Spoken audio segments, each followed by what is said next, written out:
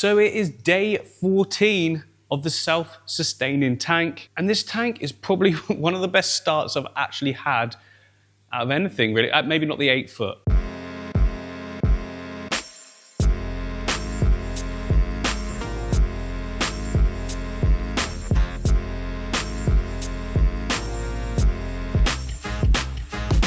We have had so much good growth now over those, well, 14, well, technically I planted on like day 2, so 13 days. Look at that limnophilia in the back there. It's so far up. Bear in mind it was right down about there when we planted it. The Willichi was only planted like 6 days ago, 7 days ago. And look at all the new tips on the top. Like the reflection, you can see it a bit more. You can see the difference between the underwater growth and the out of water growth. That is doing really well. I'm really pleased with that because I've not used that plant for quite a while. I'm looking forward to getting some really nice stems of it. The Pogostemon erectus at the back, again shooting up, as is the Rotala HR as well, fully converting now. And the red tips on top of the Ludwigia palustria super redlet, properly going red now. We're away really. And look at all the runners in the Halanthia tenellum. Look, runner, runner, runner, runner, runner. It's just sending shoots out everywhere. So I'm really, really excited for like the future of the tank because once you get to this stage where we're at now, everything just accelerates like way quicker. Those first 2 weeks are normally when you run into problems with algae, diatoms, that kind of thing. We seem to have completely got away with it in this tank. The only bit of algae I can see is this little patch on the glass that hopefully you can see as I sort of move up and down. But it was worse than that, and it's already dropping off. Every morning when I come in, the snails are on it. There's one there, getting to work. And of course, I could just really quickly come in here now and just take a blade to it and get it off, but I'm trying to refrain from doing that because I just want to see how it progresses and be able to like sort of document it and show you guys as well. So 14 days, the only bit of grime on the tank is this patch around here of a little bit of like green spot or dust algae. The water level at the top look is still spot on. And the container for the auto top off has barely really gone down. So yeah, excellent news. That's going to last a long time. Now, a few people were saying that the water tub down here that contains the water for the top off system should be RO water because of mineral build-up or something from tap. But the whole thing was filled up with tap water, and I've always just topped up with tap water, and I don't have any problems anywhere else, if you know what I mean. So the TDS of my water is about 100 from the tap, between 90 and 100. I never seem to get any problems with mineral build-up or anything like that. And nitrates, they stay pretty low on all the tanks. So yeah, I'm just going to carry on with the tap water, because if it ain't broke, then don't fix it, is the end of that sentence. Even the Java ferns, which funnily enough is one of the plants I struggle most with, if I'm honest, is sending out new leaves. Look at that one in the middle. That's a brand new leaf that's come out as well. So every single plant is just growing fantastic. Really pleased with it. One thing I am noticing though is that in and amongst the Halanthia tenellum is like slight little bit of diatoms collecting. Now there's only one thing that would really get rid of that without like disturbing all the plants and ripping them up. Now, hopefully you can see in the shot, it's not incredibly obvious. It looks like just darker sand, but it's not. It's like a build-up of sort of particles and things. And the way we combat it is with these guys, Amano shrimp. So I've got quite a lot in this tank, way more than is actually needed, considering how established it is. So I can pinch a few out of there and just switch them across. Probably only need about 3, and then there'll be enough of a food source in this whole tank now after 2 weeks for them to be able to munch on it without having to feed the tank at all. So just done a test for ammonia and nitrite. Everything is showing perfect, as you'd expect. I mean, it was pretty much just after a few days to a week as well, which means we can actually get some life in this tank. Other than the snails, don't forget the snails, sorry guys. Sorry, you little thing, sorry.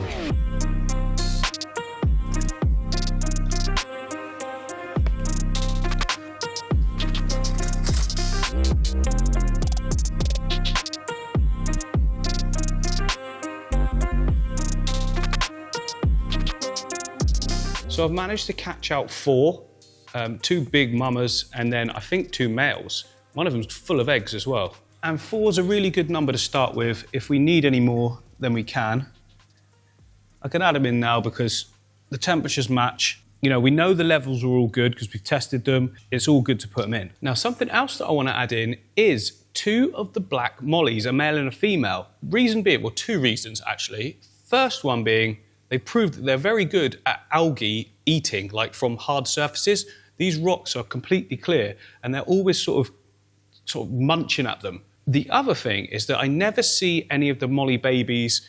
I mean, they're live bearers. There's lots of males and females. Every now and again, I see one or two, but I think they all get eaten by the swordtails. So if I move a male and a female across, they can start a little population in there, which would be awesome. And we get the added benefit of keeping the algae down if there is any. I mean, so far we've been really, really good. Better than I would expect at the 2-week stage. But sometimes you just get lucky like that, and other times you can have the most disgusting tank you've ever seen. But that happens less frequently nowadays, just because the systems I set up seem to work really well. Okay, so male versus female. Right, there's a male right there in the centre of the screen. When he turns to the side, you can sort of see his spiky fish willy. He's got a fish willy underneath. And just like guppies, the females have like a rounded bottom fin. So there's a male there, and there's a female at the side, I'm pretty sure. It's hard looking for it. There's one, definitely. That one has got sort of got like a bloated belly as well, so it's probably pregnant. It's probably the one we want. Now, mollies tend to be very good at evading capture. So I've got the double net method here. And where's that female gone? Big male, big male. Right, there she is. I think she's that one in the middle. So I've got to try and coax her towards one of the nets. I'll probably catch a bunch of others in the same time as well, but... Oh, that was easy. I got her. Okay, now I can just keep the net here under the water, can pick out the female, and then put her in this pot. Here you go. I can put all the swordtails back. Simple as that. Now I'll get the male as well. So that is a really nice male and female pair. Hopefully we get babies very quickly. They're going to love this. So to start with, when they go into the back, we are not going to see them at all with that black background, but eventually when all the stems are up and that, and they're on the foreground, hundreds of babies everywhere, we'll see lots of them. There's the little Amano getting to work straight away. It's exactly the area I want them in. So it's now the next morning, and already I can tell the Amanos have come out and done their job. In between all of the Halambium and Tenellum was like fluffy sort of brownness before, and now they have cleared an absolute ton of it. It's looking a lot more clear. I did just see them at the front, but I kind of scared them off when I came close to the tank. These guys seem perfectly happy, which is good. And the female there, look, this one, big round belly on the bottom of her, and that's not food, so hopefully it's a bit... Oh, Amano! Hello, my friend. Thank you. Thank you for your service overnight. One thing I'm noticing, though, that I need to fix. So if you see down low, right in the middle there, that's where we've got the Rotala HRA, and we've got it that side going all the way behind the wood as well. Well, these pieces over this side look, are not getting barely any light, and that one, in fact, is starting to sort of wilt away.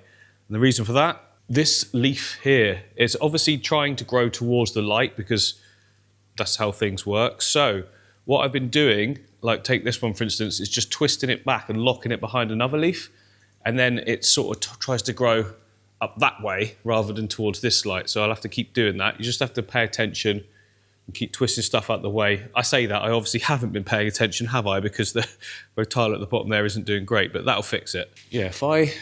how can I do this so that it stays? Tuck it around the back like that. There we go. Perfect. Much more lit up, just like the rest of them now. And to be honest, once they get up a little bit further, like another couple of inches, then they're hitting the sweet spot for the light intensity and they'll really start going nuts. This is quite cool though. See that there? Look at that leaf in the middle. That's a brand new Bulbitis leaf. So they start off quite spindly, and then those leaves will just sort of unfurl and go nice and big. That's really cool. It means the Bulbitis is working well in this setup, as well as the Java ferns. But it is literally taking every piece of willpower inside of me not to clean this glass. Not just yet, anyway. I want to see how it sort of goes. There is 3 more fish that I want to put in here as part of the cleanup crew. I think the 4 Amanos already proved work great. I mean, there's one there right now. So this area can stay clean with just one, and then the rest can work on the rest of the tank. There we go, look. That's exactly what they do. Just pitter-patter along like that all day, picking up the diatoms. So the final part of the cleanup crew, and just for a bit more interest as well, is 3 Otto Sinkless. Yay! So they're glass cleaners. Well, they're any surface cleaners really, but eventually when the surfaces are clean, they will go on the glass as well. So another thing that will help with that. Now, why 3 of them? Well, they're quite social. One seems a bit sort of cruel, especially when they've been in a group of 3 already. 2, it's a big tank, so probably not enough. And 3, you always find, give it a minute, and all 3 of them will find each other again. And they just hang around in groups of 3. Even when I put 6 in, or even more, you'll find little pockets of 3s just dotted around the tank, which is quite sweet. Look, straight away, these 2 have found each other, and they're together. And that's what I mean, they're quite social. So yeah, if you're gonna get ottos, if you can, get 3, you know, it's a really good number. In a big tank like this though, I'll probably get some more, get like more like 6 eventually, but 3 is good to start. So when it comes to a cleanup crew, that doesn't seem like a lot, right?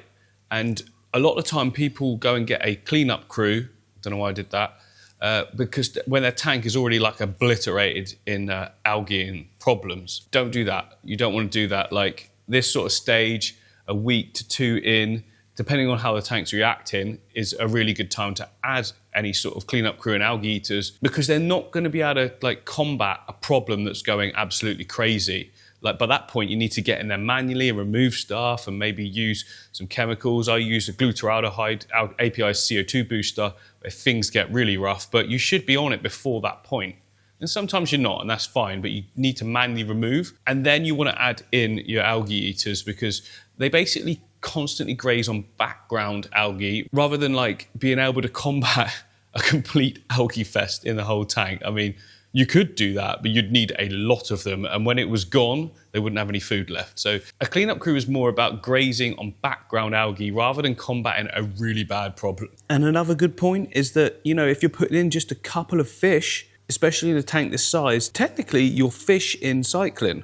Now the ammonia produced by these fish, you know, their waste in an aquarium that's 1 week to 2 weeks old, is got loads of plant and is really flourishing, is going to be negligible. And any ammonia or nitrite produced by such a small number of fish is going to be consumed so fast by the plants. It's going to help them grow, it's going to cycle the tank, it's going to be all good. And you might find after another week that it's not quite combating the problem as much you want, and you can add a few more if you want as well. So it's a win-win in terms of a cleanup crew, because they do a job for you really well. They also add a ton of interest to the tank, because it's all right having really good showy-offy fish, but sometimes it's just interesting to come right down and look at what the little critters are doing and just enjoy them for their own sort of beauty and interest as well, really. Something as simple as a ramshorn snail can be quite interesting.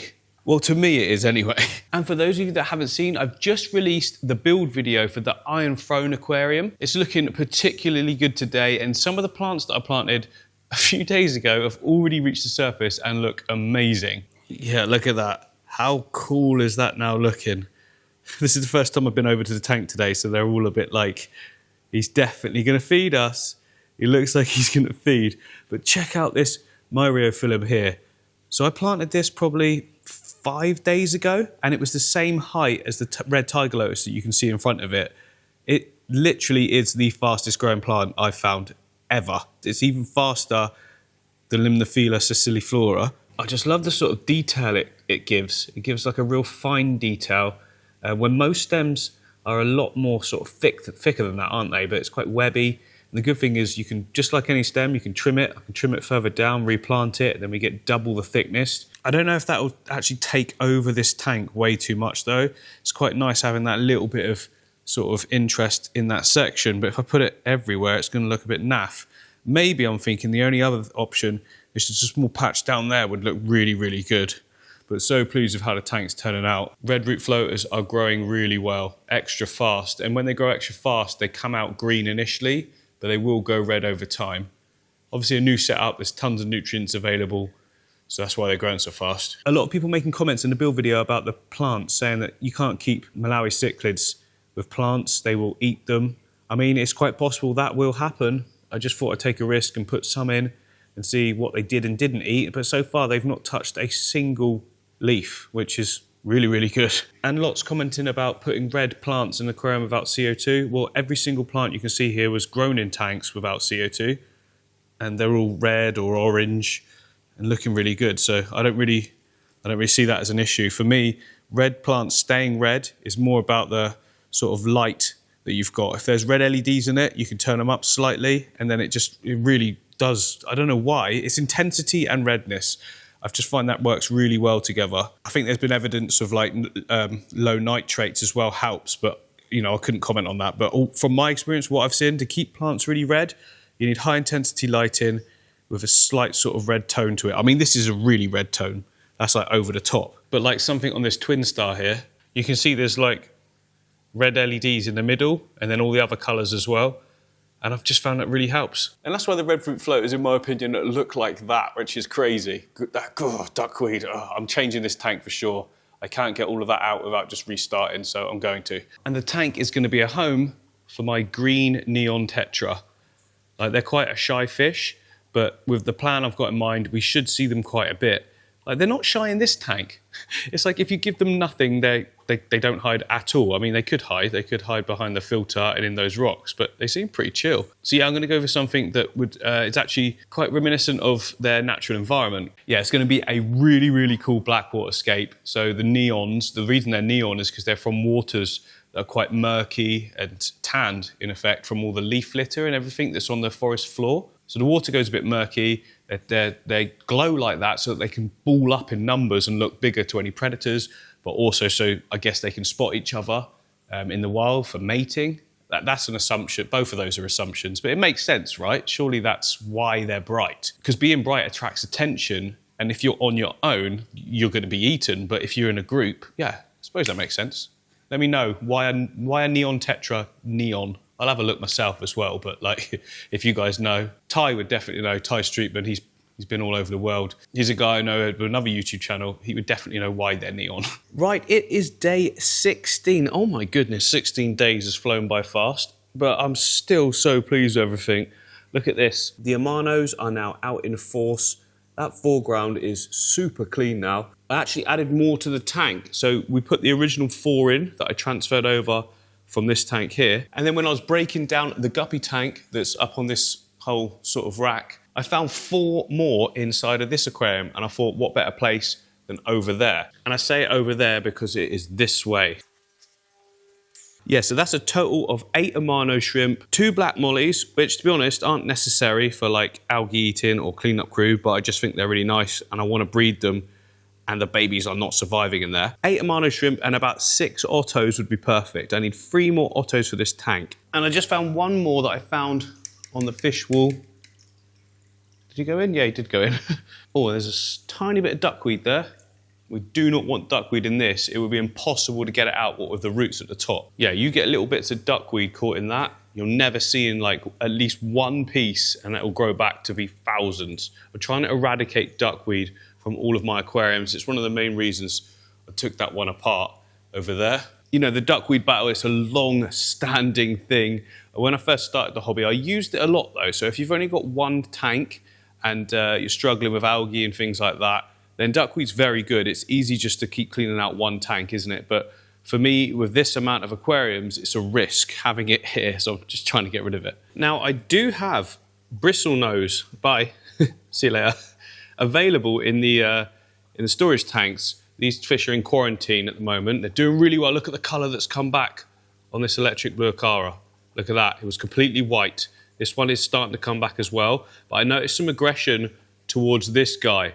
So I moved him across, and as a result, he's starting to get, or she, is starting to get some blue back as well. So hopefully, you know, they're on the mend. They were looking so bad, so bad, but we've treated them, and yeah, it's really good to see. We've also got a bristlenose in this tank, which is currently hiding under the filter, but is there. Now, I do really like putting bristlenoses in tanks to combat any algae, keep wood clean, keep rocks clean, that kind of thing.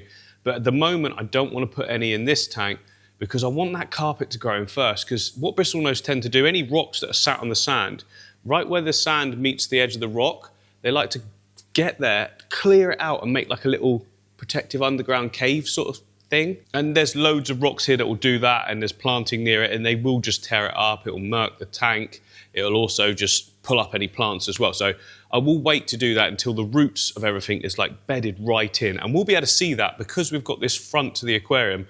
We'll be able to see when the roots are proper binded in, and then the bristlenose won't affect it at all. They'll just sort of flick around it. In a tank like this, probably just need 2, if that. You know, you could have just 1 as well. Now remember, bristlenose do get pretty large. I mean, it can take years for them to get like big.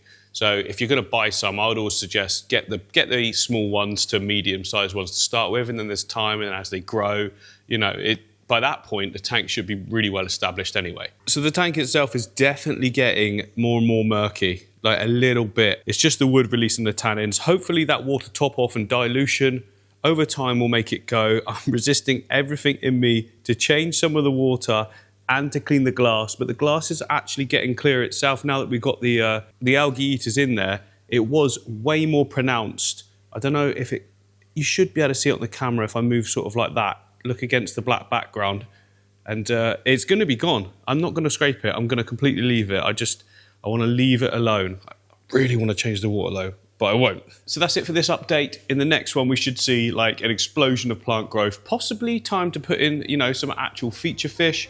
And there's also another bit of tech that I'm going to be adding.